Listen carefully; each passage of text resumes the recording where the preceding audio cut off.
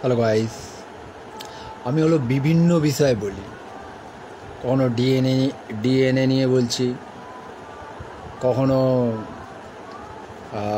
Border security force এবং air force joint intervention, মানে একসঙ্গে কাজ করা দরকার, সেটাও বলছি। তারপর হচ্ছে মেডিকেল সায়েন্স নিয়েও বলছি।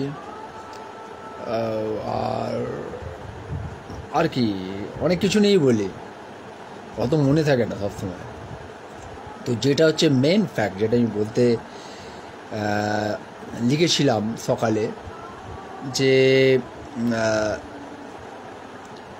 মোদিকে নিয়ে লিখেছিলাম, প্রাইম মিনিস্টার ভারতের। তো ইনি খুব সুন্দর পাকিস্তানের মতো একটা দেশকে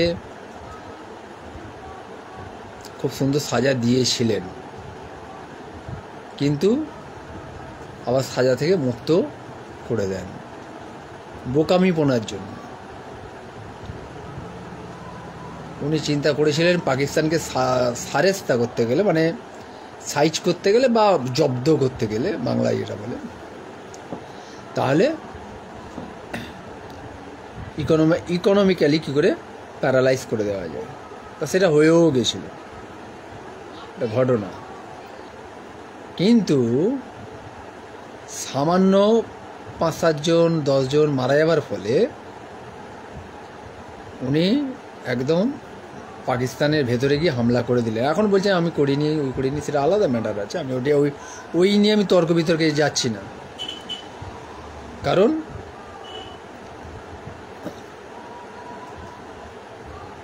এটা হচ্ছে ম্যাটার হচ্ছে, তাহলে আমাকে কোনো তথ্য তুলে ধরতে হবে। তা আমি ওই তথ্য তুলে ধরার দরকার নেই, কিন্তু উনি ভেতরে ঢুকে গিয়ে উনি যুদ্ধ একটা ডাইরেক্ট করেছিলেন, কনফ্লিক্ট যেটা বলে, ইন্ডিয়া পাকিস্তানে কনফ্লিক্ট তৈরি হয়েছিল। কিন্তু এটা করার ফলে কী হয়েছে, কারণ বহু দেশ বিদেশে, ফ্রান্সে, আমেরিকায়, অস্ট্রেলিয়ায়, ইভেন রাশিয়াতেও বিভিন্ন টেররিস্ট হামলা হয়। 80 জন, 40 জন, 150 জন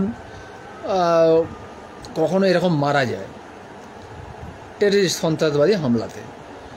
কিন্তু হামলায় মারা যাবার ফলে অন্য কোনো দেশের ওপর যুদ্ধর কেউ চট করে করে না। এটা ঘটনা, এটা শুনতে অন্যরকম লাগছে, করে না।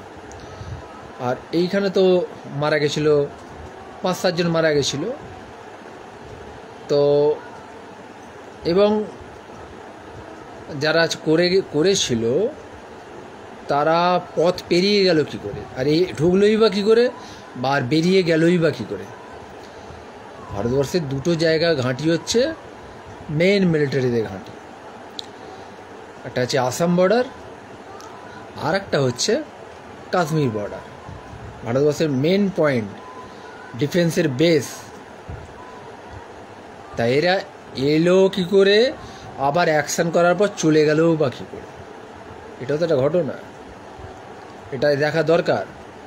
কিন্তু এই পাকিস্তানকে অ্যাটাক করে দেওয়ার ফলে পাকিস্তান অনেক সিম্প্যাথি করালো নানা রকম দেশের কাছ থেকে, এবং কোড়ানোর ফলে ওর যে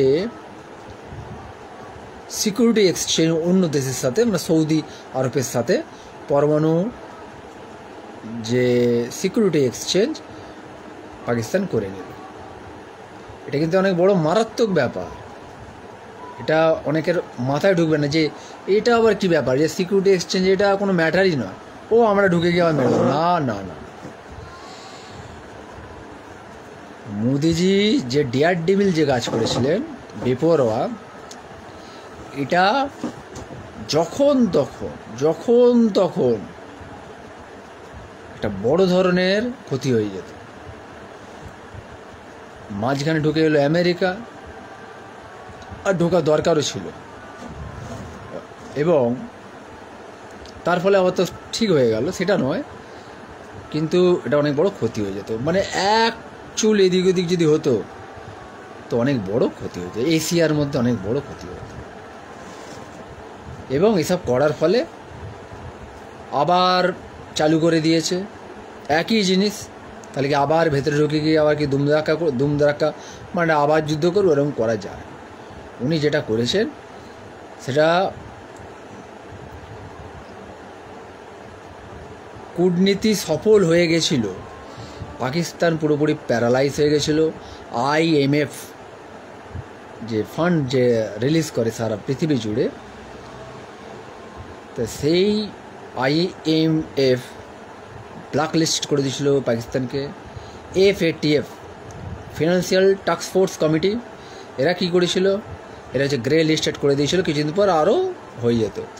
কিছু হোল্ড বা স্টে করে থাকলে ব্যাপারটা একদম দুমড়ে যেত, কিন্তু এর ধৈর্য ধরতে পারল না।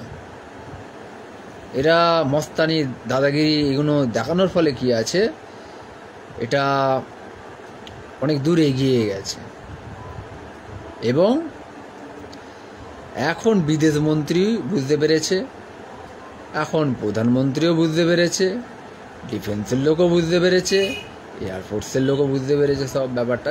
এয়ারফোর্স ডিফেন্স কোনো ম্যাটার নয়, ওনাদেরকে যা ইনস্ট্রাকশন দেবেন ওনারা তাই করে দেবে। ওনারা যুদ্ধে সবসময় থাকতে ভালোবাসে, যে কিছু একটা এক্ষুনি ওরা ওই মেন্টালিটি নিয়েই তো জীবনে বেঁচে থাকে না, যে অর্ডার দিলে সঙ্গে সঙ্গে আমরা অ্যাকশানে নেমে যাব। এই হচ্ছে মেন ম্যাটার। কিন্তু যেখান থেকে অর্ডার আসার কথা সেই অর্ডার উনি ঠিক দিতে পারেন, উনি দায়িত্ব চাপিয়ে দিয়েছেন অন্যজনের কাঁধে। এই হচ্ছে ব্যাপার। এবং তারা তো এটা ওয়্যারমঙ্গার নিয়েই সব পৃথিবীর সব, আপনি আমেরিকার রেজিমেন্ট দেখুন, অস্ট্রেলিয়া, ফ্রান্স, ইংল্যান্ড এবং ভারত, সব দেশের রেজিমেন্টই হচ্ছে সবসময় ওয়্যারমঙ্গার মেন্টালিটি থাকে, মানে যুদ্ধ সবসময় একটা মেন্টালিটি নিয়ে থাকে, যে বললেই আমরা এটা চালু করে দেবো, ও কে মরবে বাঁচবে সব দেখার দরকার নেই, এরকম ম্যাটার। আর একটা হচ্ছে ডিজাইন বা একটা স্ট্রাকচার বা একটা চিন্তাভাবনা, একটা থিঙ্কিং করে যে কোথায় কী করবো না করবো এইসব। এবং সেই রিপোর্টগুলো হচ্ছে প্রেসিডেন্ট বা প্রাইম মিনিস্টারকে দিয়ে দেয়, যে যা ডিফেন্স এয়ার ফোর্সের লোক দিয়ে দেয়। কিন্তু এইখানে যে প্যারালাইজ থেকে তাকে নতুন করে ফুয়েল ইন্ধন যোগানো হলো, এবং বিভিন্ন এমন একটা এখন ম্যাটার হয়ে গেছে, এখন এরাও চিন্তায় পড়ে গেছে। এটা হোল্ড যদি করে থাকতো,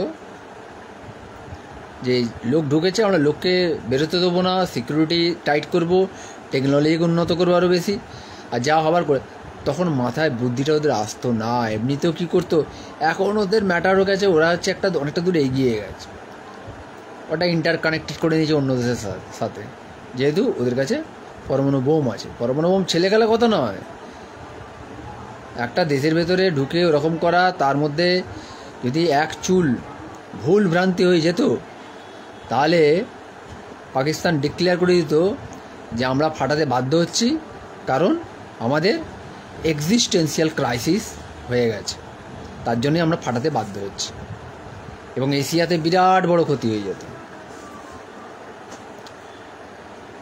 এবং সেটা সারা পৃথিবীতেও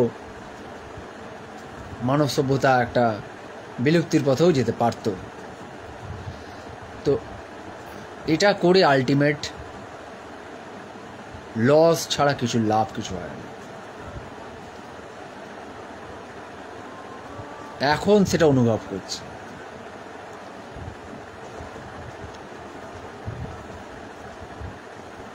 এটা অনেক বড় ম্যাটার। এবার আপনি বললেন করা দরকার ছিল, আমরা কোন দেশে হচ্ছে না, এখন সব দেশে হচ্ছে, দু চারটে লোক এসে অনেকগুলো লোককে মেরে দিচ্ছে। কোন দেশে হচ্ছে? সব দেশে হচ্ছে। অন্য দেশের প্রতি যুদ্ধ যখন করতে যাবেন, তখন দেখে নিতে হবে তার সেই দেশ নিউক্লিয়ার স্ট্রং কিনা, তবে আপনি সেই দেশের উপরে হামলা করতে পারবেন।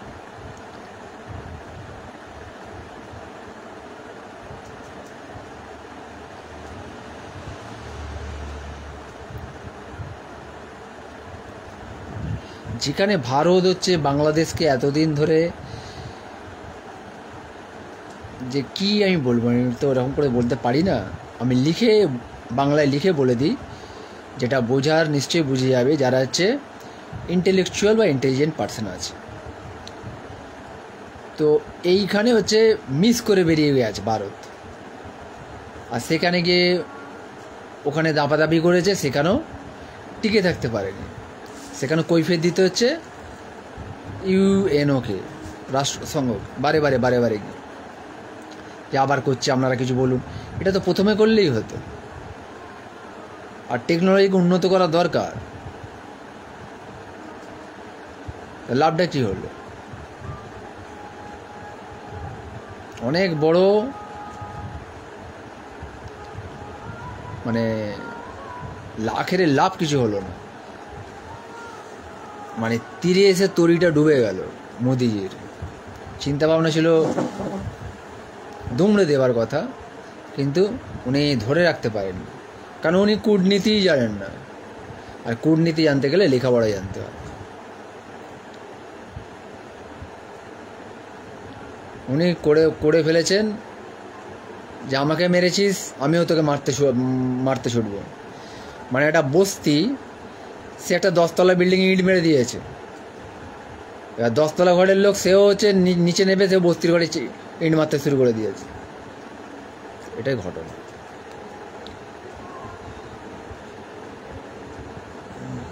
এটা বোঝার আছে।